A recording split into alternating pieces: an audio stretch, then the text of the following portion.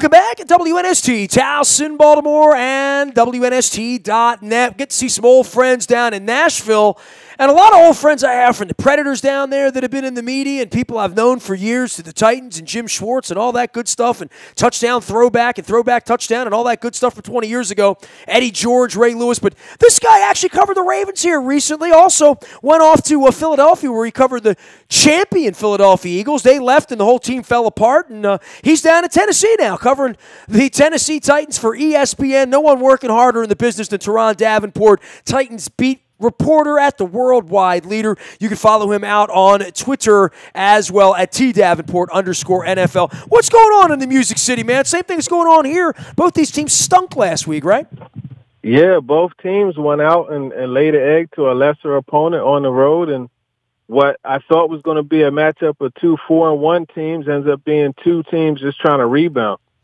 Well, and the rebounding part for the Ravens is going to be clear on our side, but tell me what you see on your side. I mean, Mariota threw the game-winning pass, and kid dropped the ball. Nick Williams, he winds up getting cut, right? Delaney Walker's not there anymore. They don't have a tight end. They haven't run the ball or committed to the run, which is a similar story we have, and the only kid they have that's catching the ball is Corey Davis right now, and he wasn't there last year, right? Yeah, Corey Davis, he was hurt most of last year, but he definitely is on his comeback or redemption tour this year. It's just an issue of just distributing the ball. It's an issue of being able to put drives together. I think this team struggled to do that, and then not turning the football over. That's what happened in Buffalo. They had 3 turnovers, 2 early ones, and that game was actually a mirror image of the Buffalo Bills' victory over the Minnesota Vikings in Minnesota a couple weeks before that game, where they got some early turnovers. They jumped out early, and they were able to sit on the lead and pretty much just play strong defense and just keep the team from scoring. And that's basically what happened with the Titans. They were shut out from getting to the end zone. They had a couple drives, but then they were halted by, one by interception. You mentioned the drop. And these are just things that can't happen if you're on the road. And I don't care how good or bad that Buffalo Bills team is, when they're playing at what you and I, Nestor, would call Rich Stadium, what the youngsters call a New Era Field. When they're playing there, they're always a tough out. Turron, Mariota, I mean, you came from Philadelphia and you came from Baltimore before that. You've been covering the league for a number of years now. What do you see in him? I mean, I liked him coming out in the draft. I still think he's a kid that's going to win playoff games. We'll get to Vrabel in a couple of minutes and Dean Pease and all that drama, but just, they're not going to go far unless he goes far, right? Yeah, I think it really is on the hands of Mariota. I mean, it's on his back, how well that team does. And the thing with Mariota is he has so much of an ability, whether it be running the football or throwing it, and he's such a dynamic playmaker. But the one thing that if he was my quarterback, the one thing I would plead with him to do is to make more risky throws. And you mentioned earlier that drop by Nick Williams. Well, his first read was a throw to Jonnu Smith, the tight end, on a corner route. And the Bills were in cover 2. And on that cover 2, you had that smash combo where you had the guy on the outside running a hitch, then the corner route from the guy on the inside, which was the tight end. And that cornerback was able to kind of straddle both the hitch and the corner route. And that kind of made Mariota come off his read. A lot of people say that was a trust issue. It wasn't a trust issue in Jonnu Smith. It was just he didn't want to make that pigeonhole throw, right? And that throw, in order to get it just past that cornerback and to that front pylon, would have taken a little more velocity. It would have taken more placement, and it's a more risky throw. And he didn't want to risk turning the football over. But sometimes you have to make those type of throws, especially when you're on the road, to get 7 points instead of 3. There's no coincidence they lost by 1 point. So I think if he could become a little more aggressive with the passing game and just let it rip, which is something that Mike Vrabel told me that he's told Mariota, earlier in the season, I think they could be a little bit better and score some more points. Turron Davenport is our pal. He used to be out in Owings Mills with us and then off to Philadelphia. Now he is down covering the Titans for ESPN and the Worldwide Leader. You can find him out on Twitter as well as at ESPN, and I follow him on Facebook with some live stuff down on the field stuff. Well, you shared some Adoree Jackson video footage last week that was kind of wild, right? One-handed catches. Yeah. Adoree Jackson is a very gifted young man. He's someone in my book is going to be their best corner. If not now, he'll be the best corner by the end of the year. And that's no slight to Malcolm Butler or Logan Ryan, who's playing outstanding football. It's just when you look at Adoree', he had an interception that game too. And he showed in that video that I posted, you saw the ball skills, timing the jumping. In this case, just catching it with one hand. He had an interception against a much bigger receiver in Calvin Benjamin, where he was able to, go up there right with him and tip the ball to himself and make the interception. So when you look at him, he's a guy that you see on first, second, and third down. And, you turn around and have to see him on fourth down, too, when you punt. So he's definitely a guy that will be a big factor for the Titans in every game that he's suited up. Dean Pease is the drama this week, right? I mean, and you've covered these before, and guys come and go and whatnot. This was a unique circumstance where I think folks thought that his career was over and he was going to go hang out with the grandkids and all that stuff. And next thing you know, he's back on the sideline playing the role of Dick LeBeau, right? So, and I know you know Dean a little bit through your time in Baltimore. Some thoughts about that and how it's working out. And, obviously all this links to Vrabel and links back to Belichick and where Vrabel is. And we'll get to Vrabel in a minute. But the Pease thing's been the story on this side of the fence. Exactly. And when you look at Dean Pease, and you're right, I do have a bit of a history with him, and I really like him as a coach. I like the way he relates to the players, and I like how prepared he has the players. Whenever you talk to the guys, they always talk about how much he has them ready to go. And when you look at him retiring, that was something that he wanted to do, but we asked him about that, and he said that the reason why he came back was because he got an opportunity to do something that he felt was pretty unique. And coaching for John Harbaugh, a guy who he was his defensive coordinator and Harbaugh was a player at Miami of Ohio, that was a rare, what he considered to be rare. But it was even more rare in his mind for him to be able to coach for a guy that he coached in the NFL. And that's why the decision was made. Mike Vrabel really, likes Dean Pease. He trusts him. He feels that he's not a guy who's, out for his own, trying to create his own agenda and get a head coaching job somewhere else. He trusts that Pease will have his team ready. And I think that's really, the reason behind him coming back.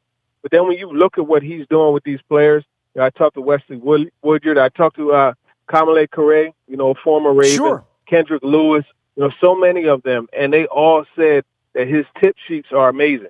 And they talked about how they are rarely surprised, and a lot of the things that he will sit there and tell them in the defensive meetings that are going to happen end up happening. Wesley Woodyard pointed out the Eagles game where he said, they're going to take shots.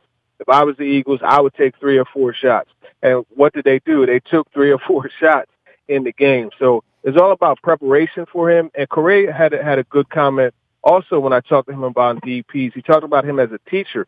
And he said that Dean Pease not only gives them their assignments, but he tells them why. So it's always, I want you in this position because, or your assignment on this one is to do this so that you can, and those are the type of things that makes a player able to grasp the concept of the scheme and execute it even better. Turron Davenport, he covers the National Football League for ESPN. All of our WNST coverage brought to you by our friends at the Boathouse in Canton, offering indoor and outdoor, and even more outdoor this time of the year when the weather's been decent. The dock bar is in full swing right down there, attached to Tindeco Wharf behind it on the water on the beautiful Canton waterfront. The dock bar is the perfect place for an al fresco get-together on a perfect night. You got drinks, you got lunch, you got snacks, you got shrimp salad, all that good stuff, and the barbecue as well. And the dock bar is dog-friendly. Ship happens at the Boathouse in Canton. Also, our friends at Charles Nisanoff and Sons since 1923. True love comes in all shapes and sizes, and there's something for everyone's budget at Charles Nisanoff and Sons. They also buy gold there. Find them at 695 right off Bering Parkway. You can see them right outside the Beltway on the outer loop, and also on the web at charlesnisanoff.com. They say, let's grow old together. Turron Davenport is joining us here from Nashville and covering the Titans. And you were around a young coach in Philadelphia, won a championship last year, and you see Vrabel coming in. Talk a little bit about the difference with Vrabel there. I've known him for a little period of time in a minute as an Ed Block winner, and every year seeing him at Super Bowls with Belichick and whatnot. I'm impressed by him. I've said it to everyone on the air this week. I would hire him. I like Mike Vrabel. Yeah, and, it's interesting because outside looking in, I was like, oh man, I don't know if this is a good hire. I looked at how the Texans defense, regressed with him as their defensive coordinator. But once you get in the building and once you see the interaction and just the vibe that he puts off, it's easy to like him. And the thing is, there's a lot of excitement in that building, and it's just because of Vrabel's upbeat mindset, his personality. But then in addition to that, you have just that ability to relate to the players. You have the installation of a culture that is just, we're not going to point fingers at each other.